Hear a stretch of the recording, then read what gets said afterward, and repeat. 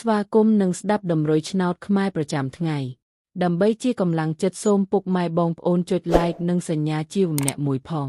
ដើម្បីទទួលបានដំរុយថ្មីប្រចាំថ្ងៃ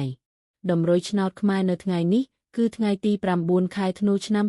2025ដើម្បីកុំឲ្យខាតពេលយូរសូមស្ដាប់ដំរុយឆ្នោតពី admin មានលេខ773344សម្រាប់ប៉ុស្តិ៍ APCD សម្រាប់លេខ OSIDE មាន2គ្រាប់គឺ OS ខ្ទង់50និង20សម្រាប់3លេខគឺ admin មាន2គ្រាប់ផងដែរគឺមានលេខ753គុណ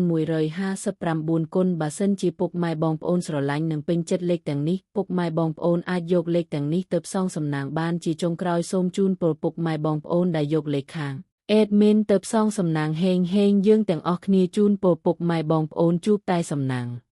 នឹងសុខភាពល្អសូមជម្រាបលាជួបគ្នានៅថ្ងៃស្អែកបន្តទៀត